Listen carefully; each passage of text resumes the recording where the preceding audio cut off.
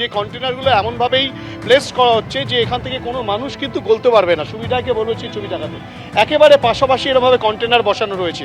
কিন্তু তোমাকে এই যে নীল রঙের কন্টেনারটা দেখাবো, যে কন্টেনারটা পুলিশ কিন্তু এমার্জেন্সি গেট হিসাবে ব্যবহার করছে, আপাতত বন্ধ করে রাখা হয়েছে। এখানে কিন্তু যখন সম্পূর্ণ রাস্তা অবরুদ্ধ করে দেওয়া হবে এই কন্টেনার দিয়ে, তখন ঠিক এই যে গেট রয়েছে এই গেট কিন্তু খুলে দেওয়া হবে। একদিকে যেমন এখানে গেট রয়েছে, ঠিক উল্টো দিকে আরেকবার দেখাতে বলবো সুবিধাকে, এখান থেকে কিন্তু বেরোনোর গেট থাকবে। অর্থাৎ কিনা জরুরি পরিষেবার জন্য যেসব গাড়িগুলো আসবে সেই সব গাড়িগুলোকে পাস করানোর জন্য ঠিক এই গেটগুলোকে কিন্তু খুলে দেওয়া হবে। এই যে গেট রয়েছে সেই গেট ঠিক এভাবেই খুলে দেওয়া হবে।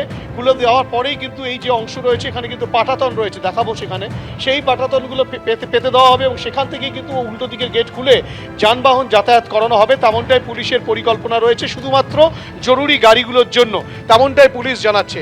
একদিকে যখন পুলিশের তরফ থেকে এই মিছিলকে আটকে দেওয়ার জন্য সমস্ত রকম ব্যবস্থা করা হয়েছে, অপরদিকে ছবিটা দেখাবো তোমাকে, ইতিমধ্যেই খিদিরপুর রোড দিয়ে দেখছো যাতায়াত যান চলাচল অনেকটাই কম করছে।